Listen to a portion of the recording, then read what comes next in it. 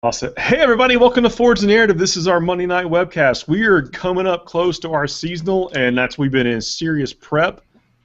New things gonna be hitting the web ASAP. I'm joined tonight by my co-host Juice. Hey, what's up, everybody? I got internet stars Kenny Boucher and Rob Boucher. Rob Bear with me. No, it's Rob Boucher. We officially got married last week. Yeah, we have a couple name now. Hey, it's coming to every state, so I mean, I appreciate. I'm happy that y'all are ahead of the curve and able to express yourselves. I was the best man and the bridesmaid at the same time. I don't know what Kenny's girlfriend thinks about that. It's not me, by the way. I haven't told her.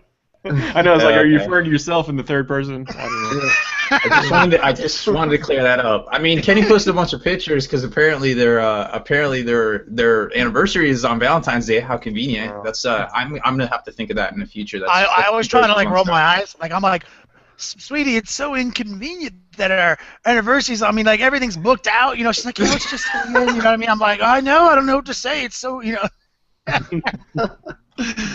Well, played, that's a sir. move right there. I like it. Well, so roll call real quick. Got Stoner Steve Bruley, Christopher Garner, Evan S, Lamont checking in, Coach, Family of Gamers, Sean Brown, what's up, him? Bill Castillo, Aaron, Ed Black. Man, got a full house tonight. Good to see everybody. How's everybody doing? Oh, blood for the blood god. Good to see everybody. Let me tell you, I've been working on our display board today for the Adepticon team tournament. Show us. And let me state, I don't know if I can get the camera. I mean, I guess I can, but it won't. You won't see it from here, I don't think. But let me. Number one rule of painting is put your fly gear somewhere well outside of where the paint can be. yes. So that is 100% true. Let me ruin. I'll turn the camera. I don't know if can you see over there. There it is. All right, we're good. And then over here, if I can get it all the way turned around, said fly gear well outside of. Oh no. Those are your Nikes and everything. Yeah, just everywhere, just nowhere near where paint can go. That's Dude, even at the high level I airbrush at, because I'll lay out double stick tapes and put all my stuff. I learned a long time ago that if I have some stuff, no matter how big my double stick tray of all my guys are, no matter how many 18 inches away they are from each other, I learned that you don't put guys on the same tray that need to be red over here and need to be gold over here. The red guys are gold now. Yeah. I recently had a pink shaker catastrophe. And that was a catastrophe? A catastrophe. Oh, a paint shaker. I've had about 50 paint shaker catastrophes in my lifetime as a profaner. Yes, it's basically not screwed in all the way, and you go to righteously shake it, and then basically paints on everything that you all over your face, and your inner side of your face. Yep, in your face. But fortunately, I had to wear safety glasses like I'm in a laboratory when I airbrush now because I get the particulates. It messes my eyes. So basically, I just took my glasses off and I have this mark of paint. I look like a comic book character. Man, you look pretty good having scoured all that off of you. You don't even look bright red at all. Yeah, right? My eyes have been pretty tore up past couple weeks, so it's all about protection, ladies and gentlemen. You have to protect yourself. It is, yeah. So it's goggles and fly gear on different places. Yep. Anyway, but that stuff's come along well. I think I finally got all of at least the figures that I'm accountable for ready to go for our team list and for the singles list. I changed up my singles list a little bit today. What'd you do? I decided to go with the White Scars Chapter Master instead of the Clan Rukon. And the reason being is because having a Voltron secondary hit and run, right? Secondary hit and run, and it's the Gorgon's chain. It's a lot. It's bookkeeping, and I'm doing it, because it's great for that first wound. But then once you lose that first wound, then you're like, what do I have now? What's my ability? And it's time. It'll burn time away. I'll tell you what. If nobody in Warhammer 40K has hit and run, the Gorgon chain guy is the obvious guy. Man, the fact that the White Scars Chapter Tactics gives you hit and run. I've had 13-minute talks on that exact subject with Philly Paul even. But Kenny, hit and run isn't that big of a deal. Sometimes, dog, when you send one guy off against 10 and he doesn't kill him right away. Yeah. I mean, think about this. You know, when you have to get some, let's say you want to tie up a unit of 30 zombies or a Harmagons or whatever for just one round. You know, and definitely in the Maelstrom objectives, where you have to basically be bouncing all over the table doing stupid things, like things you would never do in an actual. You gotta be here, and then you gotta be over there, and then you gotta be over here, and then you gotta get to that. Hey, Paul, are you playing? It's like you playing with Dante at Adepticon. Yeah, Dante and Chapter Master and Thunderwolves. Yep. Yeah, let's so break it down. So that's really good though, because that means you can create. Sorry, not to interrupt you, Juice, but that means you can create Voltrons now that both have it and run independently. Oh yeah, that's exactly right. I'm actually, I don't know this. I was looking around. You know, I've wanted to call before it was Voltron or whatever. I want to call it the Devastator move. You know, because Devastator jumps out to 6 things. And I don't know if you've seen this, but now they're making 8-inch Devastator robots. Where the individual components are the 8-inch tall. That means Devastator. Oh my goodness! You know that the Constructicons form Devastator, right? Yeah, that's what I'm saying. The Constructicons are going to be 8-inch. Constructicons form the strongest Decepticon, so they should be in charge. Well, that's the rumor. Until you saw what happened next or whatever. But anyway, that was my favorite. That was my favorite line in that. I was like, obviously, Devastator should run this. He's the dopest. Yeah. Like that logic is ironclad. It is, especially when you're Decepticon. But I thought it was neat that they're putting out 8-inch Constructicons that form even a more giant Devastator. That's so beast. And there's something like $25 a piece, so I'm probably gonna buy them all. Yeah, I'm literally buying 6 of them. Right? Yeah, that's like I just did the math on that, and that's over $100. But think about that's a bargain for Devastator. Devastator, like I remember getting Devastator at the time, and I mean, granted, like it was only back in the day. Yeah, you had to buy all 6, and I think they were $7-8 a piece. That's true. There was a gift set though. Cool. I think it was like $40. And and I was 9, so that was like $1 trillion at the time. You're so old, dude. Yeah. But anyway, I just thought pointing it out there as a little human interest story. If you're interested in Constructicons, they're putting out some new ones. Man, on the subject, this will be the last thing I say on the subject, but like a while back, a video game came out called The Fall of Cybertron that not a lot of people got into. Like, it didn't have a huge campaign for it. But if you have like spare 10 minutes tonight after this webcast, go onto YouTube, search Fall of Cybertron cinematic trailer. Watch it. It is the illest thing I've ever seen. I probably watch it on YouTube once every 3 months just to remember what OG Transformers were. That's sweet. John Bailey coming in. It is 150 for the set. Devastator is 18 inches tall. That's like bigger than a cat. That will go awesome next to my 18-inch Freddie Mercury. Yes, you are the only person I know who owns one of those. Yep. That's gonna be great. I like when I was at your house and I saw that and I was just kind of staring at it and you were like, "Do you know what that is?" I was like, "Yeah, I know who that is." Well, I didn't know they made of 18 on 18. I don't know the what and the why of it though. That's right. Yeah, why do you have that? First of all, I guess they make it so somebody would buy it, but look, I'm not knocking it.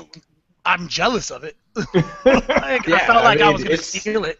I just figured it'd be smaller, and you put it on the shelf. I wonder if Juice is hanging in there. I keep looking at him down in his little tile. Juice, talk to us.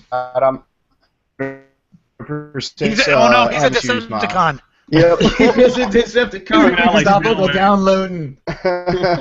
Yeah, I was actually, and then our boy Luke was trying to get on and watch us here and hang out with us, and I was trying to talk him through and navigate through the wire. Through the Googles? Yep. So I actually entered the internet, went through the mainframes, came back, and this is what I look like. Thanks, man. Getting that government access. That's right. Make it sound so real the way you say it. I believe you. Very convincing. That seriously just happened. So, Family Gamer wants to know, is like, yo, my Necrons. I'm running the Reclamation Legion. What are your thoughts on the detachments? Which one of these should I give serious thought to? I mean, Rob has been doing a series of pretty cool breakdowns of it. I literally haven't even looked at the codex. So, obviously, the one that I like the best is kind of easy one to point out, but the one where it's got the spider gives feel no pain, or the better reclamation. Yeah, yes. You know, I like that at first too, and then I realized that you cannot add more race Spiders to to it. the squad. But once you kill that spider, though, that's what I played against. I guess Yeah, the spider a week too. and a That's half what ago does at it. this point. He has to stay alive. Killed that spider, just basically accidentally killed the spider, and the whole thing fell apart. That's a shame. I play a lot of armies like that though. I kill Bellacore and I lose.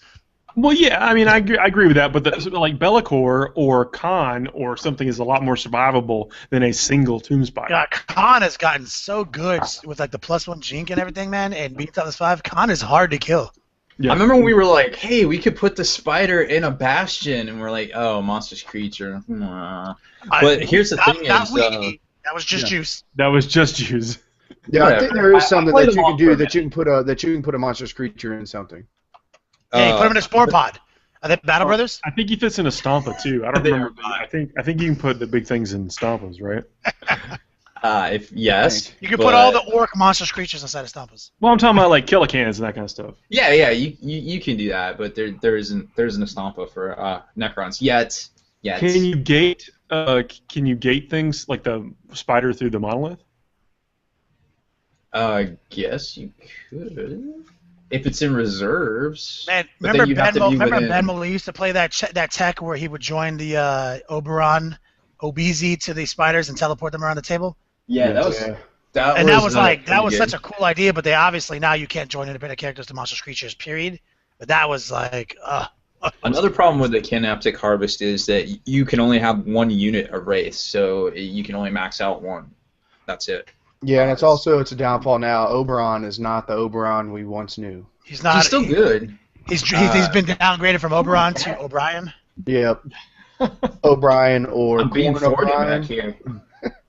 He's mad because I locked him in there accidentally, of course, for 8 hours today, and then he urinated on some of my Your Ford cats are Wolf. the only cats that consistently get locked in the closet. Like literally. Dude, I don't know they're in there. They hide. I can't even tell they're in there.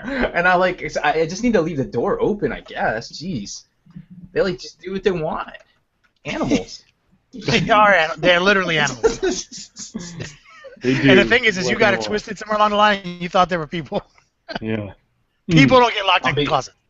I'm beginning to reconsider my position on the matter, for sure. The Necron, man, the Reclamation Legion obviously is the strongest of the whole book. I feel like because just the fact that all this stuff, majority you're going to take anyways. One unit of Immortals, we talked about that, where 65 points roughly, and then you can get a Night Scythe out of it, so it's pretty cheap. You're probably going to take some Warriors, whatever. It's 20 dudes.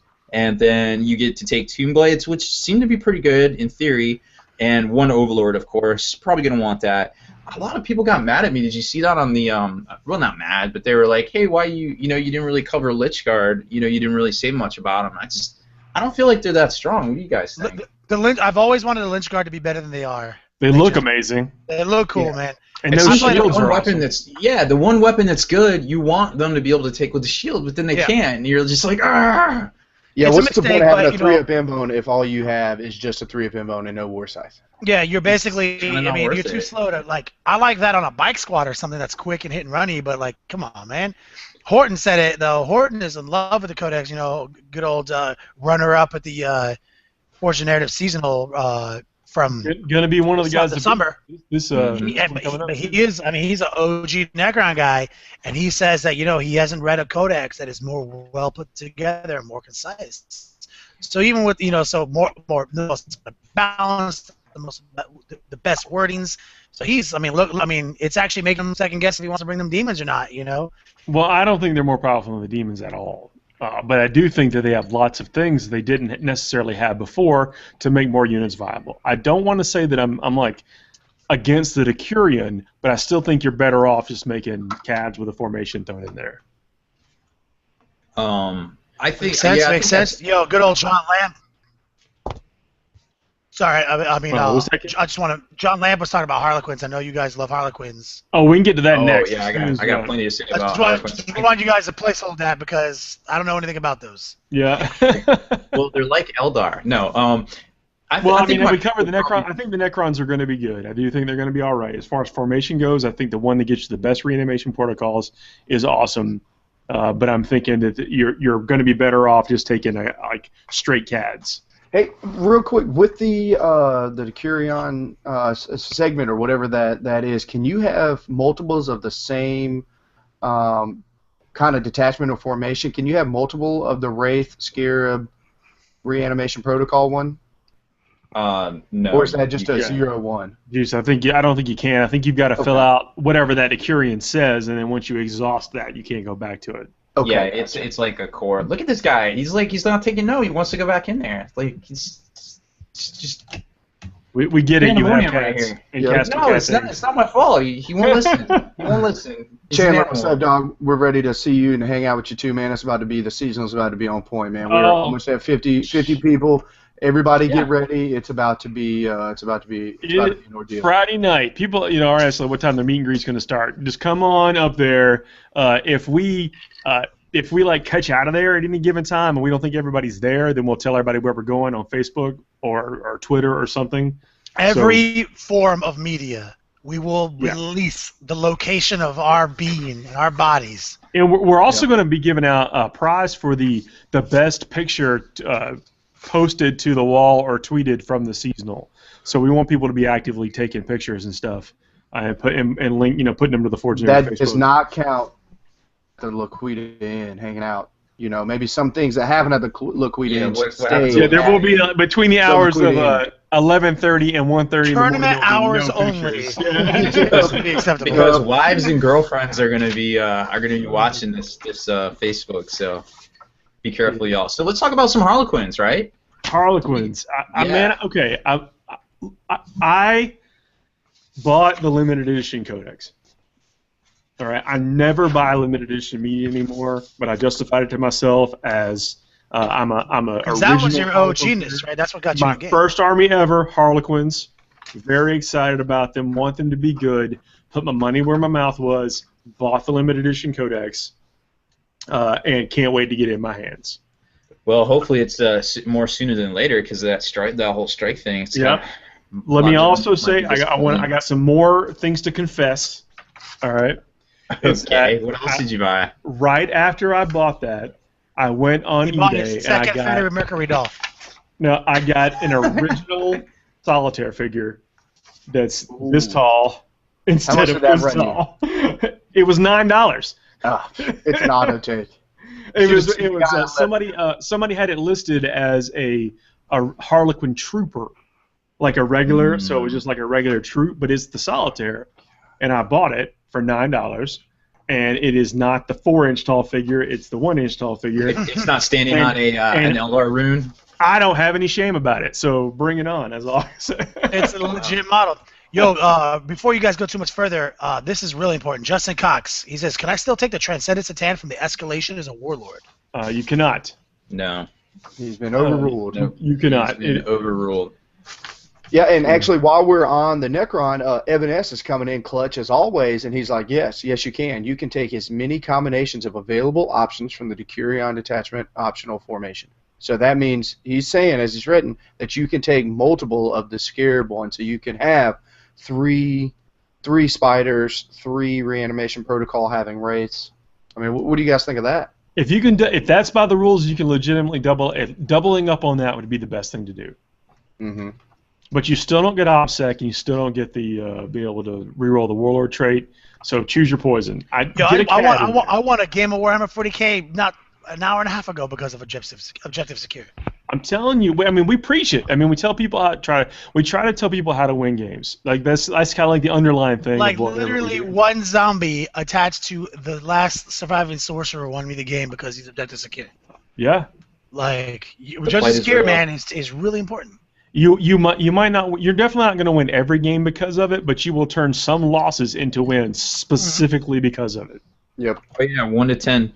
Okay, so the only thing is it's 1 to 10 choices, so you can mix and match them for the Decurion. Mix and match. Yep. Yo, I just want to note that John Lamp says greetings from the sunny Australia. I don't know. Basically, we're not friends right now.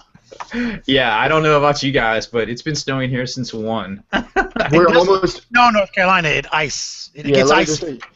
We are almost a year removed from the snow apocalypse I saw that. There was AT-AT walkers, wasn't there? And like explosions. And Yeah, it hit Atlanta, and I mean, on the first time we got hit, I spent 7 hours on the highway trying to get home. It's a 15-minute drive normally, isn't it? Would you say that on that day you kept it icy? Ooh, that's brutal. My God, I don't know if the camera could pick up the single tear that just rolled down. Juice, I'm just trying to show you, man. You have a great catchphrase. You're missing all of it. Gotta use it. Gotta use it up. Sean posted that link to the Devastator. I'm gonna buy that Devastator. There's nothing stopping me from buying it. Roger wants to know what in the Necron Codex is OPSEC? Hang on 1 second, Juice. I want to stay with the Harlequins, if you don't mind. Is that okay? Sure. Yep. We've been jumping back and forth. The Harlequins, I reserve in my opinion. I did say they were going to suck, and I shouldn't say not going to suck, is that I wasn't happy with all their toughness 3 characters being able to basically have to be out there in the middle of nowhere, so always going to get killed by volume of fire. I mean, bolters, las guns killed these guys, which is a problem, right? But with all the cool rules from like the Death Jesters, they've made the Death Jesters, I think, pretty strong. With the whole, if you fail that leadership test, he gets to choose. I would get to choose which direction you flee on that initial fallback move. That means you could fall into me and be trapped and be murder phase there, or you get closer so I can assault you in the assault phase. And you can stack it too with that one piece of war gear that's also neg 2. So it can get kind of bananas. And then I posted up a link to the picture of the rules of the Hemlock fighter. That dude's a psyker, so he gets Terrify as his psyker power, and then he defaults in the new 7th edition rules to get Psychic Shriek also. What? So if you're lowering everybody's leadership by all these crazy neg 1, neg 2s or whatever, then you're hitting people with all these Psychic Shrieks. Oh from man, everybody. I love that. I mean, and the Hemlock fighter it's fairly cheap points wise. Now it sucks for anything other than doing this. That's why you don't see him now. Nobody takes him. But the fact that he gets Terrify, which you have to take that test at neg 1 that stacks with everything else, and you get Psychic Shriek, which means you can drop all these massive wounds on people. That's also good. I mean, if you can get somebody in there with, if you can get another psyker in there with just to dominate, you can really just ruin really important units.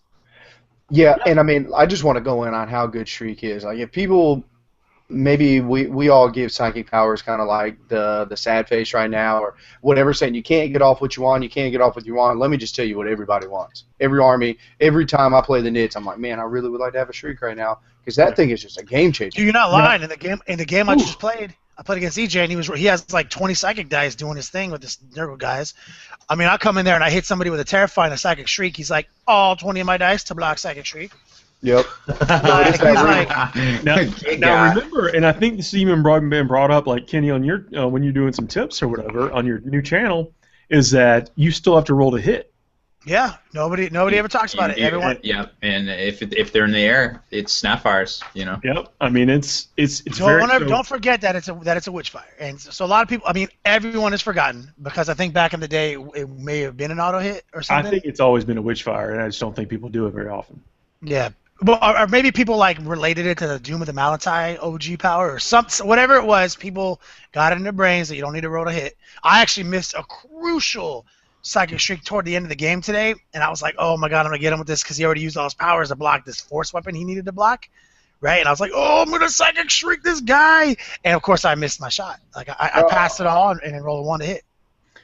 Just want to point out, though, for full disclosure on the tax we're talking about, that there are some additional roles, but I think that the Harlequins are going to pair very well with the Eldar and the Dark Eldar. It looks that way. What about the Psychic Powers? What do you think of those? The Psychic Powers are great. I mean, okay, there's too many Warp Charge 2s. Now, we know that to get a Warp Charge 2 off effectively, you've got to roll, 8 dice. 7 dice at least. Yeah, 7, 8 dice to be able to get that same reliability that you were at Leadership 10 essentially casting. So it's not the same. So you got to stack it up. So there's too many Warp Charge 2 powers, but the powers are good. And when you combo in all this stuff with such as making people fall back, taking wounds if you pass, taking wounds if you fail, it's Psychic Shrieks. I like it. I like it. I'm in. I'm happy that they exist now, where I thought they were kind of screwing it up before. But the Warp Charge 1 powers are actually really good. Like the Veil of Tears and then the Dance of Shadows, it gives you Stealth and Shrouded too. So that's Man, you don't play, man. Stealth and Shroud. That's what we needed. That was remember the one thing when the rumors started breaking, and Kenny's like, wait, is there some way to give him Stealth to Shroud? Right now, I'm thinking about a list with Inquisition, Imperial Knights, Wraith Knights, and Harlequins. That's what I'm thinking. I like your style. I like your style. So anyway, back to that net juice. I'm sorry I went off on a rant. Oh no, yeah, for sure. I'm all about the Harlequin. So I mean, it's Juice has been calling me 3 times a day to talk about Harlequins. Yeah, no, like I'm telling you, like I'm about him. It just gives me that old school Gene Stealer feel. I hope that this here very soon I can get some of that passion and love back with my knits, some of that close combat. I don't know how I'm gonna paint them, but I want them. That's all. Yeah, my question is for Barely Tabletop Quality is: do you do diamonds, and if so, how much? Yes. Can you do checkerboards? Yep, for sure. As long our checkerboards on a Harlequin model, just so you know, we're only going to get about 2 checkers. The whole model. I can actually see him holding a model and just drawing and taking a red line, and then yellow. Yep. X tic-tac-toe. There we go. Done. I actually, that's what I do with my Harlequin. So if anybody wants to check it out, you can check out my videos on Barely Tabletop Quality. On how to get checker marks with finger paints. Yeah, my average video is only about 13 seconds. That's about how long it takes. I want to talk about Chris Gardner real quick. He's been sitting in the queue here for a second. He said he's been playing a league. He's in month 2 of the league. He's 1,500 point grade analyst. He wanted to go up to 1,500 points from 1,000, and what he did was he added a Storm Raven and a Purifier. I assume he's mentioning this in case we have suggestions. I wanted to ask him, how many Dread Knights did you already have before you upgraded? That's a good point because a lot of times Escalation Leagues will only allow you to have 1 heavy support, 2 heavy support, things like that. So, yes, I like exactly where Kenny's head's at. I will have Dread Knights way before I introduce a Storm Raven. The Storm Raven and the Purifiers, though, aren't a bad choice. They're not. No, but I like Robbie B style whenever he's running Purifiers. He throws them in drop pods. But think about it, though. If he's putting him in the Storm Raven, he could combat squad him and then get those 4 extra psychic dice.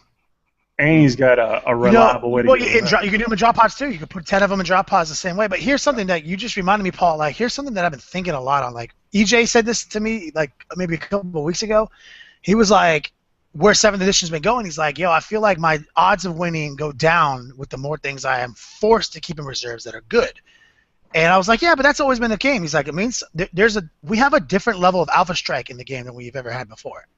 Okay. People can do so much damage out the gate right now that I'm like finding myself just not interested in like putting like 250 point investments in reserves and banking on a 33% chance to fail that they come in, and then having to mitigate that by spending another 75 points on like a comms relay and an Aegis wall or something. Yeah. I think the comms relay is a sucker bet. Yeah, like I mean that's what I'm saying. It's like, but so additionally, so now you're on a like you can fail this, and this is like a 300 point investment when you have like your 400 point with the 10 purifiers in there. I mean, like that's need them on the table. Yeah. Like man, I can't tell you how many times. Like how many times do you win with the Super Friends because like you're just there, and these suckers have 3 flyers and reserves. They got to fly over you, and then you just basically you're already doing your business. So like that, like I have never felt that more than now. Like with like Storm Ravens and Fire Raptors and all these amazing things. I'm like, man, like, and then there's Ready for Takeoff. So that's one of the only ways I'd be interested. Yeah, Ready for Takeoff. 5 points. It's only 5 points. So good. That's a good point. That's a very good point of being basically outclassed by either things that can cheat the reserve system by coming in on turn 1 with rerolls or whatever.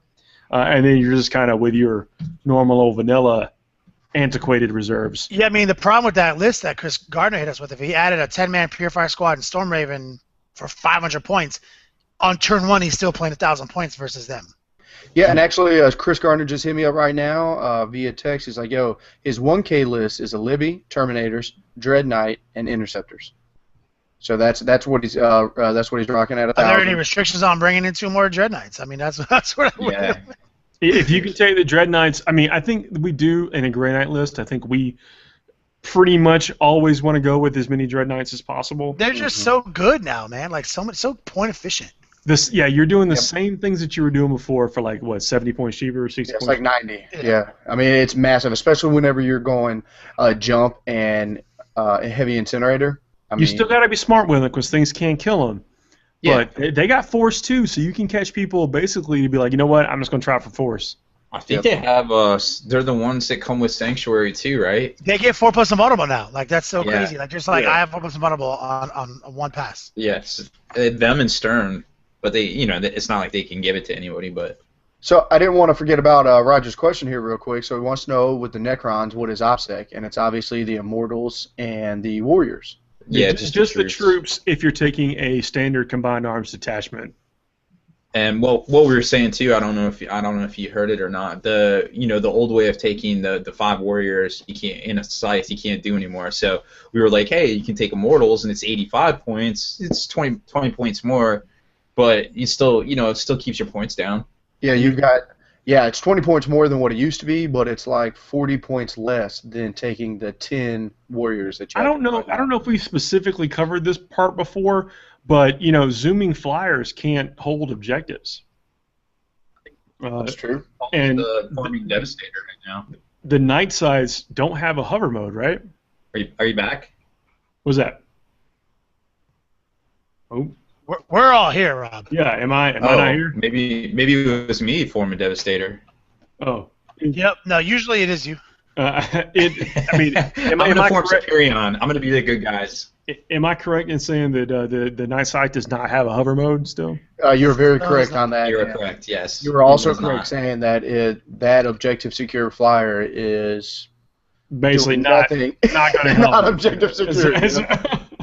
I mean, it's just important to point out because the question was what's objective secured, and I want to, for full disclosure, that their dedicated transport is not going to help you in that regard, specifically because it says zooming flyers cannot control objectives. Yep, exactly. I'd also like to point out here, Chris Gardner is calling out Kenny and I. We were trying to keep all our stuff under wraps until we got patents and brought it out, but Chris is letting everybody know that Barely Tabletop Quality Painting Services is offering a Harlequin platter box using a blowtorch, a box of Crayola crayons, an exhaust fan from Kenny's airbrushing filter box. This was stuff that we weren't going to drop on you yet. Kenny's custom-made airbrush filtration system is top of the line. No one needs to know about this, but the blueprint plans will be up momentarily. John Lamp's saying he's going to be starting some 750-point tournaments during the week on Thursday nights at his local game store. And he's asking, what missions do we suggest? The Eternal War, Maelstrom, or Forged Narrative missions? Now, I know you're going to expect me to say the Forged Narrative missions, and they are great. At that point level, though, I would probably just go with something pretty basic out of the book. I would go with the Eternal War, not Maelstrom, but unless that's what your people want, I completely agree. Whenever you're talking 750 points, back to the basics. 101. You're definitely going back to 750 for a reason. Yeah, you're not going to restrict some of those things. You're not going to have all those. You're not going to be able to do things all over the table just simply because your unit count is going to be lower. And so getting people to expect to do or trying to do that might not get the experience that you want from it. So keep it simple. Keep it one objective. I would probably say, Relic is fine. Emperor's Will is fine. Crusade is fine. That type of stuff. Sure, even the old school kill points. Yeah. Kill points too. Yeah, good point. Yep. Evan S is saying the dedicated Ghost Arc, getting that OBJ is tough to get off an objective. That does not suck. Anything with armor 13 is an objective secured. Holy cow. Is that thing still 4 hull points? Yeah, I was going to say 4 hull points still. Let's see. I think it is. It has 4 hull points, and if I'm not mistaken, with a certain formation or whatever it has, it will not die. Or, excuse me, it just comes with that because of living metal, but it's on a 6. Gotcha. Better than nothing, though. It's not. It will not die. Which, interestingly enough, you can have a barge with it will not die and living metal too. Yeah, I think Ghost Arcs, they don't suck. They're terrible to put together. They're not necessarily cheap to buy, so you don't see as many. but they don't suck. I think you can build a strategy around using a bunch of them. Whole points is 4. Yep. Pretty good. Nice. Heck yeah. So Evan S. Deathwing trailer. Yeah. Who's playing with me? That thing looks amazing. I hope. Dude, that I hope is this so is good. So good. I love the music score. There's a lot of people that did you see it got 100,000 YouTube views in less than 12 hours? What? Yeah. That was just me over and over again. Over and over. You really like the soundtrack? It's actually my oldest liked it. He was like, "What are these things in the video? They look kind of like demons." Yep. They are demons. I was like, "No, I think those are gene stealers." Ah, yes. Yeah, I guess I'm gonna have to buy a next gen console. Chandler Douglas wants to know, what is the biggest change from our last event to this one coming up? As far as the seasonal goes, Yep. About 40 people. Wow, that's just hurtful. No, it is. We basically with everything you learn a little bit, so it's going to flow smooth.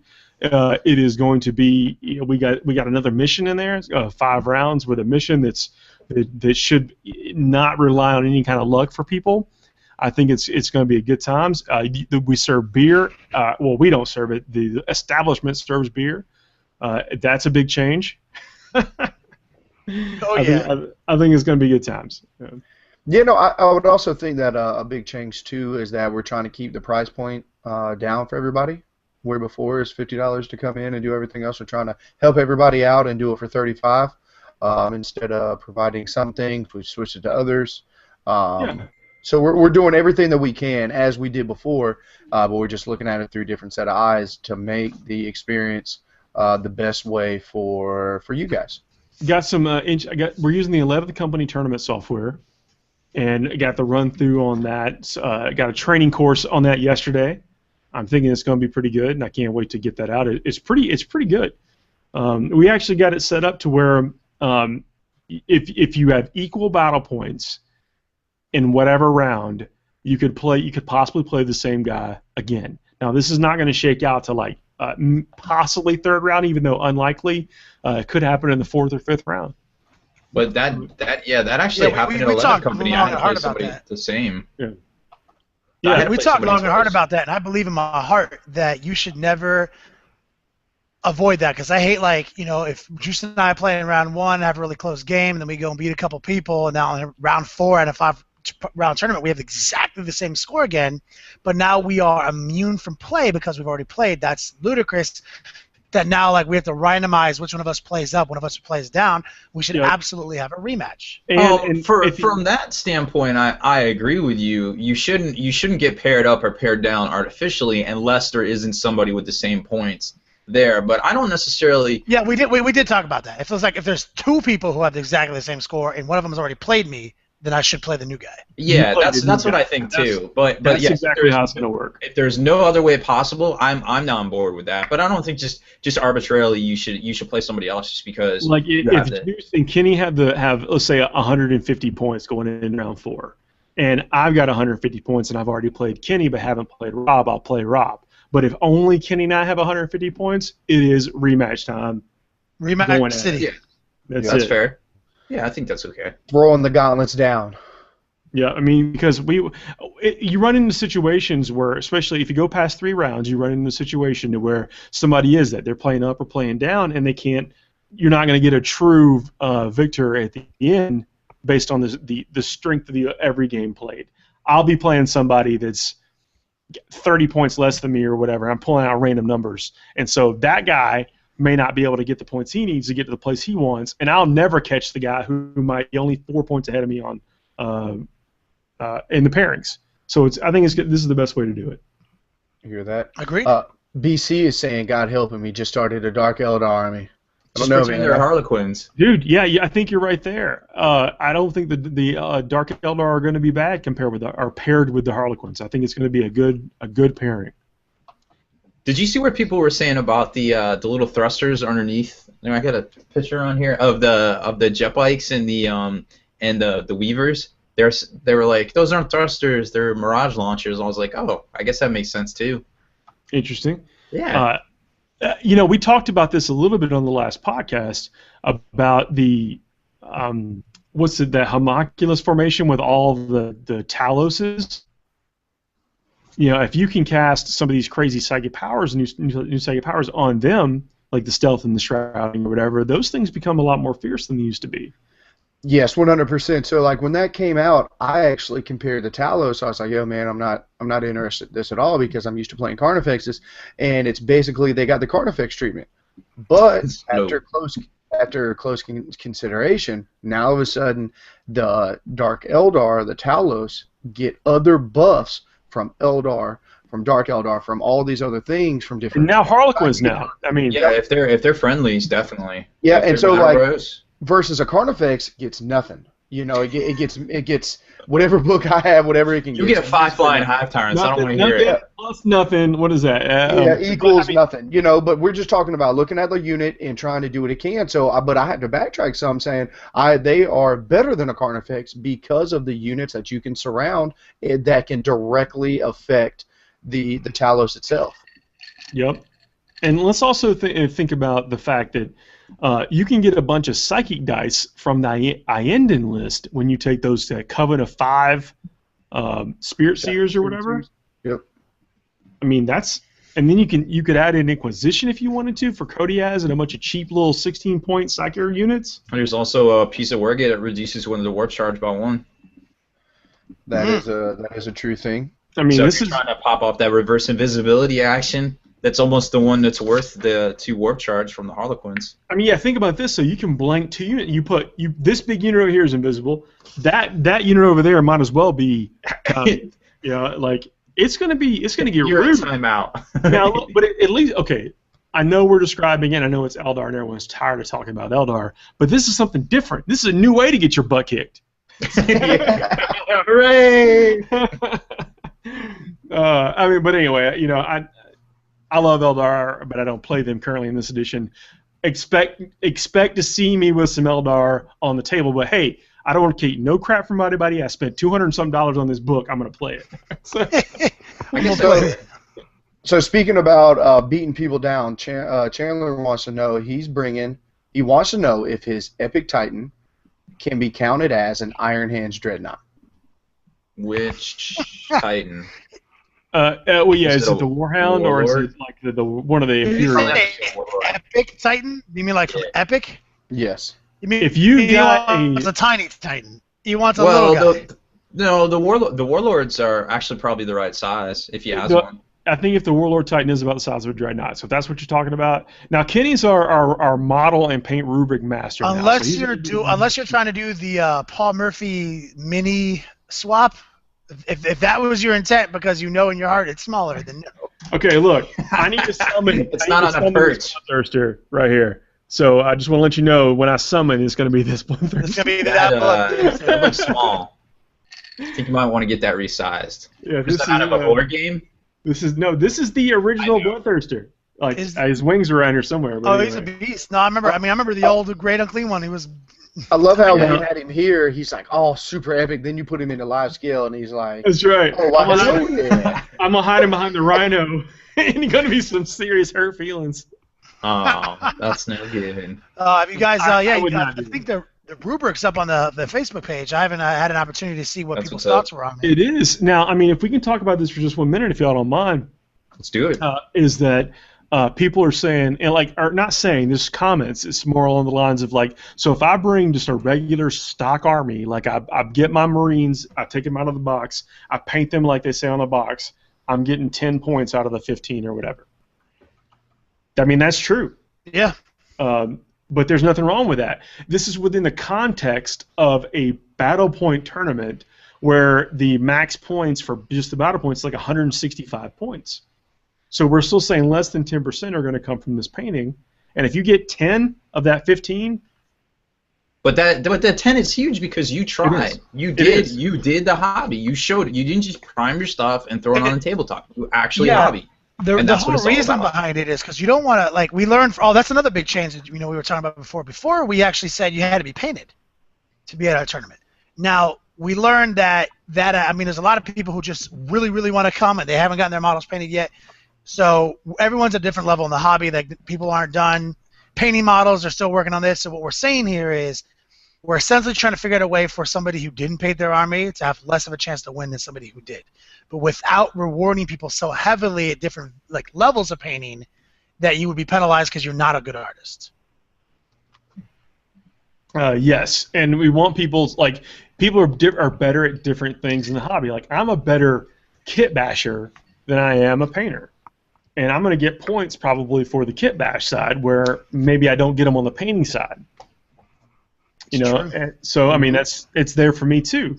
And then people have asked us like, hey, I've got what's the line between kits or counts as and proxy, and that's the only subjective thing here. You're gonna have to sell it to Kenny to get those points if you've got like I'll be honest, in my demon army, my hounds are the vampire count hounds, like the skeletal hounds with the zombie hounds or whatever. But my whole army is Nurgle themed. Like everything in my army is some kind of Nurgle. Like even my Slanesh Demon Prince looks like he's diseased or whatever. I just want everybody to know you have to sell it to Kenny, or you can just pay me. And you actually get 15 points. So I'm just saying that's the subjective part is it you have to sell your theme for the theme elements. Yeah, you better stay by your army if you feel like there's something questionable. Like for example, most people who bought skeleton hounds for their flesh hounds are trying to get out of the outrageous price that those silly resin lizard dogs cost. And so, if you went as far to make your whole thing Nurgle themed, or like for example, like I'll tell you right now, if you bought a bunch of Chaos Hounds and like your whole army is like a one Chaos Hound on a base, like it's going to be really difficult to sell to me that proxy because I know that one of them costs like $10 each and one of them costs 10 for $10. I mean, that's the point. And I'm saying that if we just went straight down the line, I would not gain that point on our rubric, and that's something I'd have to live with. But if I go the extra mile of where my whole entire army is not necessarily proxied, but it's all themed appropriately. That's where you get a point, but it's 1 point. It is 1 point, and so literally use your charisma and social skills to sell me on why you should get that 1 point. But I'm saying that's what I'm saying. It's not that big a deal one way or the other. I can live with myself either way. I've just now got to play better on the table by less than a 1/10 of 1% of the overall score. So. Going a little different direction here, Flab wants to know, what do you guys think of the new rumors with the plastic GW Horus Heresy stuff? I want them all. I don't. What I think is that we will see more plastic kits of different mark armors, but I don't think it will be tied back to Horus Heresy. Yeah, and that's one of the things that I think might happen. Like some of these rumors out there, they get a little misconstrued, and they it's like playing the telephone game as you go. So it's gonna be really interesting to see what exactly it is. But keep in mind too that a lot of these guys that are saying this stuff are spot on. Now they're not super spot on. Like we heard Harlequins, but we heard Harlequins in 2013. Like I don't know what you're talking about. All the rumors for Nids were correct. They said that my Termagants would be able to spawn 4d6 Termagants. Yes, we could start talking about. We could start talking about squads right now, and it might be true in 2017. You have to pay very attention to trends, very close attention to trends, and who's saying what, and who is doing the talking, and a lot of that helps. Like once you get to the bottom of that, there's a couple guys out there that are usually pretty spot on, or just a little bit like maybe they just naturally just got it wrong, just because the inconsistencies between the vigarities. All the rumors on my page, I made them up. Well played, sir. I mean, you might be right. You could say something. So we could start talking about anything right now, and it might be true 6 months from now. Sean Brown is saying that he wants an AdMech codex so bad. The problem with AdMech is that we've heard from a lot of reliable people that it is somebody's playing a prank, to say it nicely. So man, I think it's there are like 13. Now I don't have the exact count. There are more than 5 novels in 40K for AdMech. There are AdMech from Forge World that's no different. It's at 0 difference between what we consider the AdMech now. I'm willing to bet that we'll see AdMech probably before we see Sisters of Battle. I disagree with you, Paul, just because of the sheer fact that it doesn't seem like Games Workshop and Forge World seem to have this like really weird relationship where Games Workshop will be like, yeah, we want that, we're gonna make it plastic, like the Turvagon, or excuse me, the Trigon, the insert terrain kits here, stuff that we used to be able to order that we can't anymore, the Valkyrie, but it doesn't seem like Forge World ever gets to take and kind of do it back. So it's really hard to say. It doesn't, and it also does not seem like the AdMech stuff is selling. It's the one thing Forge World has put on sale without putting it on sale. So I think it's dope looking stuff. I really like AdMech, and I really enjoy those sculpts and how different they are and how cool they kind of harken back to that feel from Epic or Space Marine before it was even called Epic. But man, I just can't get behind that. I just don't think it's happening. But I reserve the right to backpedal at any time.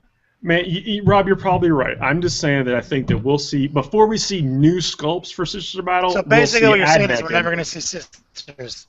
I want to see sisters. Let's see some sisters. Yeah. So real quick, Roger Alone again. He wants to say whoever can bench press the most wins. If you can't throw up 225, you lose every win. So basically, he just said that Justin Troop wins. Yeah. Yeah, he just wins everything. Two O's in Troop. Yep. I would actually, I want to go off on one more thing that Roger said, man. He's like, I'm going to turn this to another question. He's like, do you guys ever play a unit, not because it'll win every time, but because the fact that you love the model? For example, a Land Speeder Vengeance. I love this, it loves that. So I have a question for you guys. What would this unit be? Something that you play for the love, not necessarily the power. What do you guys got? Assault Centurions. Ooh. Dante. I love everything. I love Lamp. Hello, Lamp. Are you just saying that because there's a lamp right there? Oh my but goodness. I do love everything. It's true. Let me back in the early, I shouldn't say the early days, but not that long ago, before everything was like just was so obvious what is point efficient and what isn't. I would try to play maybe a slightly outside of point efficient. Like I would use Striking Scorpions for a long time when they have not been good for forever. But like in 3rd and 4th edition, I would use Striking Scorpions because I liked them. Yeah, I used to like the Banshees. Man, they are so cool looking, but they're so terrible. It seems. Man, Banshees in 2nd edition were awesome. Yes. All they were really good in 3rd edition with that stupid lady with the strength 5 power weapon that could she flip would around and ninja acrobat. flip. Yeah. But you didn't need to take them to take her. Now I think you do, or at least to put them in a unit. But like when they could charge and where you couldn't strike, the enemy couldn't strike the first turn of combat. That's what they need. That was the heat. That's all they need is to be able to get a free round of combat with their strength 3 stupid power weapons. That's all they need is one free round of combat. That was the old school Banshee stack it with I Doom. really liked. Yeah. For a brief period of time, even a 4th edition when you can still charge out of or 5th edition when you can still charge out of a stationary vehicle, like Banshees and Wave Serpents and Doom still did work. Yeah. Mm-hmm. Oh, Doom. I remember Doom. So good. Yeah. And just to bring it back full circle here, Chandler Douglas is saying that it is a Warlord Titan. Oh, okay, yeah. Can he not play this as a Iron Hands Dreadnought? It's probably about the right size. Yes. I mean, okay. Some people have been sending us some pictures about what is this okay to use? Is that okay to use? And I'm not singling out your question. This is just more I want to address it all. I'll try to at one time. Be explicit with your opponents about what anything like that is. Like just say, hey, this is my blank, and make every opponent every time. If you really love him, and he is exactly the same height or more, then no questions asked. If he's a little smaller than a Dreadnought, then just bring a real Dreadnought on additionally. Oh, for yeah, any line of sight purposes, anything like you're walking around the table, and just be cool. Like if someone's like, "Oh man, I can't," you see someone spying your little Dreadnought, and there's no line of sight. Just be cool about it and say, "Hold on a second," and switch them out with the Dreadnought that has the bigger profile. If that's the case, But like that's literally all I would do to be cool with it. Yeah, I think that's a straight. I'm assuming he's only asking because it's a little smaller than a GW Dreadnought. It looks a lot different. It has a different profile. Like it's got that crab carapace you know, with the arms that are a little bit lower. If like if you could put a dreadnought behind the same piece of terrain as this, and you can't see this, but you can see the dreadnought, then that's why I would just say bring 2 dreadnoughts. I bring a dreadnought with me. That's a good answer. I think that's great. But be explicit. Be extreme. If you use it or anything, be extremely explicit with your opponent. No matter how cool it looks, it could be awesome and you could win best painted. But if your stuff is different, tell your opponent what's up. I like it. I know we go over this question. I know we go over this question. We get asked at least probably once a month or so. But just Kenny or Robbie B or Paul, if I'm getting into it, what is the easiest and best airbrush that I should get? Is there just a generic kind out there, like something I want to upgrade, I want to whatever? I know what Kenny's gonna say. You all know what I'm gonna say. I'm not even gonna say it. I got the same kind based on your recommendation, so go hit them. The Awade Eclipse. Man, I just oiled my Awade Eclipse. When did I get that thing, Kenny? 3 years ago? 3 years ago, easily, yeah. Just oil it. It just started not acting up, and I had to oil it. Like it's yeah, it's a. There's a lot of airbrushes for that the are money. amazing. It's the best. I'm in a lot of Facebook groups, talk to a lot of people about airbrushes. Yo, literally, there's a billion airbrushes that are amazing. They're like the Soltar, all the other Awada versions, the Badgers, like Badger Patriot. I love that airbrush. The Chrome, I love that airbrush too. But what I don't love that airbrush for is I don't love it for miniatures. Like I don't love the Chrome for miniatures. I don't love the Soltar for miniatures. I like the Badger 105 for miniatures, the Patriot. But like the thing is like the Eclipse, it costs a lot of money. Don't ever think like, oh, I just want to get a beginner's airbrush. Don't. Just get this airbrush. It will immediately make you better at airbrushing that day. Airbrush, you will spend so much time cleaning that thing or doing something working on it that you will save no time with your airbrush. Yep. And these other airbrushes, the problem is that they're so detail oriented, like they're .25s and stuff like that. That's too small, man. Like people don't realize, like, oh, but I need to get into that detail. They can't push heavy acrylics. The Awada Eclipse is not even the best airbrush in Awada's line, but it is the only one that's fully unibody stainless steel, and it's .33, and it can push heavy acrylics through it. That is how it's marketed. It is absolutely the best airbrush for painting miniatures, and I literally have made a living on it for 4 years. That's that airbrush. Like, it is the dopest airbrush. And if cost is a thing for you too, you can always get those 40% off Hobby Lobby coupons and go in there and get you that starter kit, and it ends up being about $125. I used that 40% off today. I made my own homegrown Devlin mud for this display board. I said, let me tell you, and it was freaking nerve-wracking to make up this concoction and paint over all this work I've been doing. It's like I said, homegrown Devlin mud. But I got matte medium. I got the brown acrylic and some black acrylic and a little bit of Flow-Aid that it's been sitting on my shelf forever because I bought it with the airbrush. I never needed it. And just some water. Mixed it up. I made it. It did it. Can't wait to see it. Chocolate. Are you gonna bring it out to the seasonal? Yeah, it's coming to the seasonal, so it can get transported to Chicago. Yep. Oh, I feel like this is a Robbie B job. It is. What's in Chicago? Portillo's hot dogs. Yep, that's right. Roast beef and cheddar. Oh man, I'm sorry I don't have the name with me right now, but somebody hit us up with the original Portillo's. It's 5 miles away from where we're doing the tournament up there. Nice. So I can fit 8 people in my car. Like the first Portillo's in Chicago or something? Yep, it's up there. Yep, 6 miles away from the whoever you are. Thank you. Yep. Yes. They even hook us up with the Google Maps, like it's the picture, like we can follow it from just the picture they sent us. It also had the Mordor walking instructions too, in case we wanted to walk there. It takes 33 minutes to walk there. I do not want to walk anywhere in winter. In Chicago. It is the coldest place in the United States, without a doubt. So Paul, I have a little throwback for you right here. Back before the internet, they put out these books, and one of the books is called the Cybertronian Recognition Guide. What? And what this was is it was all of the different Transformers if you wanted to collect them back in the day, because we didn't have the internet, so we needed books. And This one right here came out in the 90s, right when the internet was getting started, and we also still had books. And what this one is, it has all the Gen 2 stuff from the 90s. Do you know there is more than one Devastator? Who would know that? Yeah, I mean, unless you count that as the more plasticky one. Yeah, the ones that came in yellow and orange, right? Yeah. Oh no, I didn't have those. You didn't? Yeah, because we were like, in high school. Metroplex was on the cover there. No, this is Fort Max. That's not Fort Max. Yeah, it is. That's Metroplex. Fort Max. Is it? Oh shoot, it is. I mean, that is Metroplex. You can't get nothing over on me except this. Apparently, this ghetto Devastator you're talking about. But no, then there's Poor Man's Devastator. But in this book here, they say, here he is.